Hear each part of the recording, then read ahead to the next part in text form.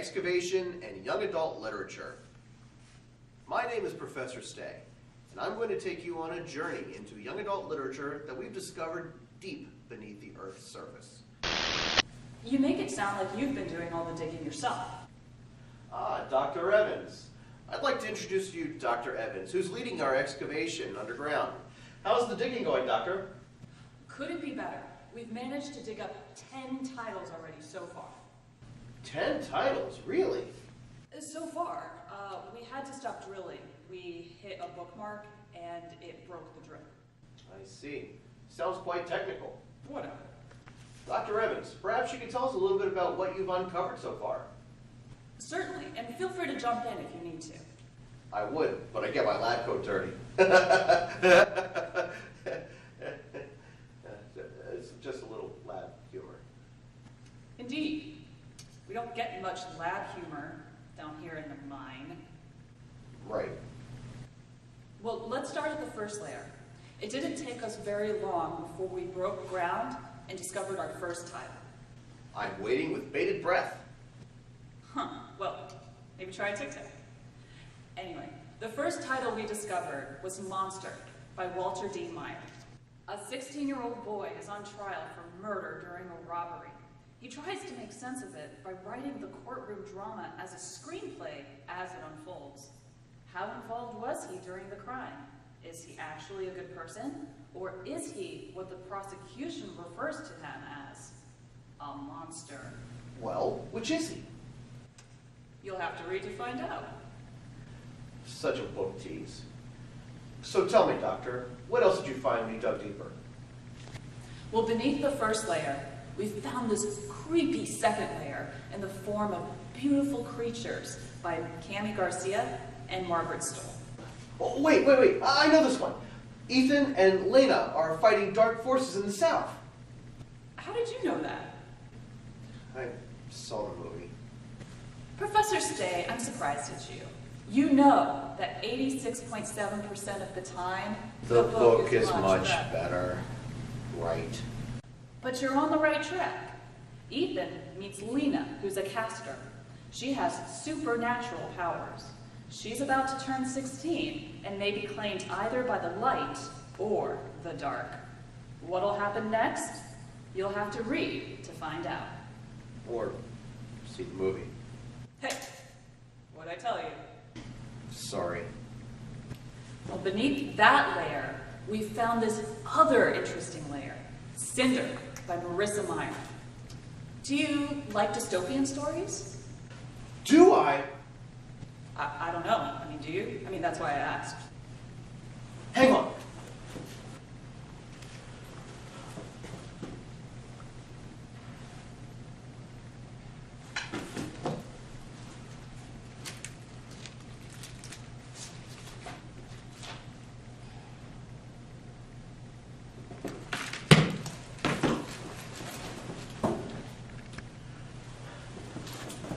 Of course I love dystopian stories. That is, dystopian, which is an adjective meaning a story that has to do with a community that is undesirable or frightening. The opposite of utopia.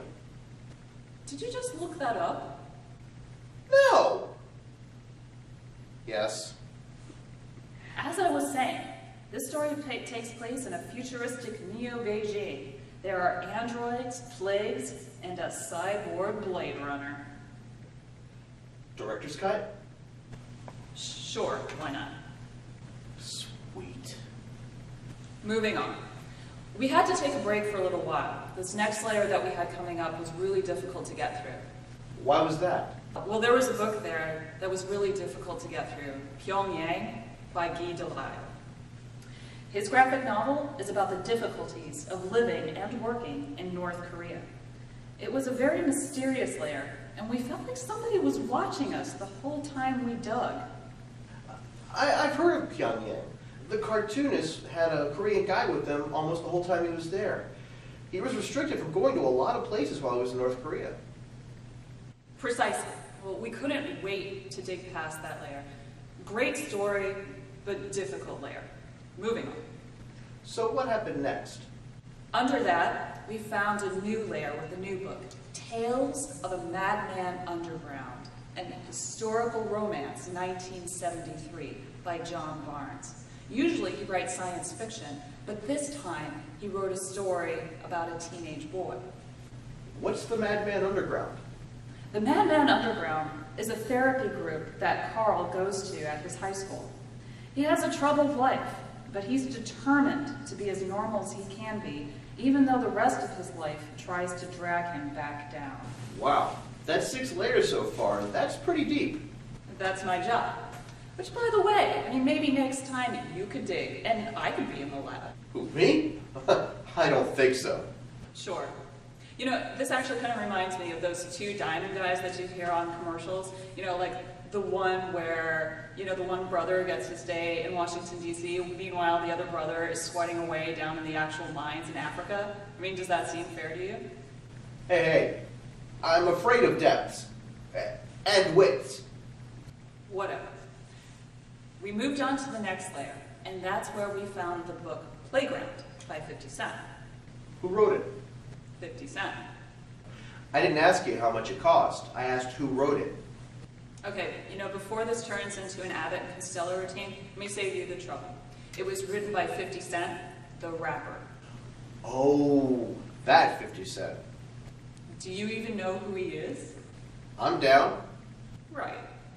Well, in this book, the main character, who goes by the nickname Butterball, is an overweight kid who assaults his best friend on a playground.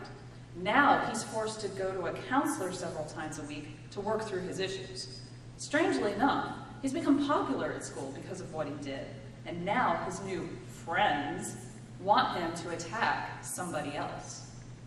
Professor? Professor? Sorry, everyone. Sorry. Let's move on. Let's. So, tell me about the next layer. Oh, okay. All right. So actually, the next layer was one of my favorites. It's a classic science fiction tale called Ender's Game by... Don't tell me. Lil' Kim, Jay-Z, Snoop Deputy Dog? Snoop...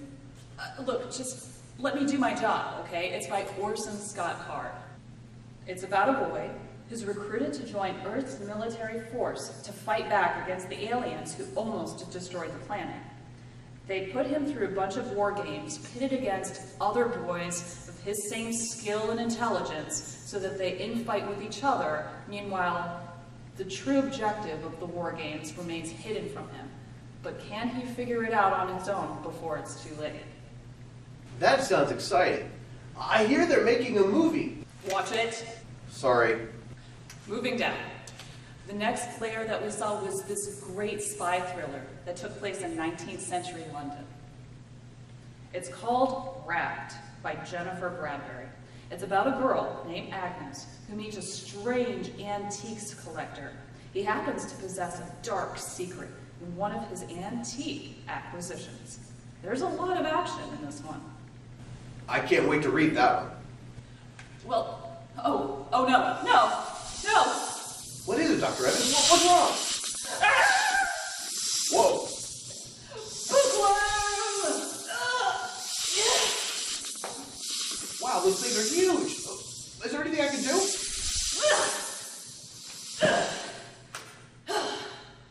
Nothing.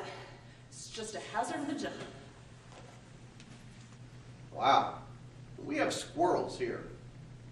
You know, I'm going to put in for that transfer. Okay. Let's move on to the next layer. Okay, fine. The next layer went deep into the ground. We found a book called Codename Ferry by Elizabeth Vine. Like the last book, it is also a historical spy thriller. This one is set during World War II. A young secret agent is captured by the Nazis and is given the choice of revealing her mission or be executed. Yikes. I know. I don't know what I'd do. I know what I wouldn't do. I wouldn't become a spy. Yeah? What would you be? Most likely a hostage. But let's move on. By my count, you've already made it through 9 layers of literary crust, rock, and debris. But you said you also made it to a 10th layer. We did. We made it to the 10th layer, but it was filled with rocks, and so we couldn't dig any deeper. But after a while, we found out why. And why was that? The last book we found, Struts and Frets by John Scotland. You know, he actually lives here in the DC area. You don't say. I do. But you know, the last layer was filled with rocks because the book is filled with rock. You see, Sammy is in a rock band that is coming apart at the seams. While he is also dealing with that, he must also face a potential romance with his best friend and be there for his ailing jazz musician grandfather. Oh, rocks, I get it. And that's as far as we've gotten. Well, thank you for that delightful, informative tour. What will you do now? You know, I'm not sure. We were going to replace the drill bits so that we could keep digging, but then one of our crew was dragged away by the mole men to make him their new king. I mean, you know how these things go. Well, sure. Good luck. Thanks. But I'm seriously going to put in for that transfer. You can't leave me down here. I'm going to come back up there and I'm going to...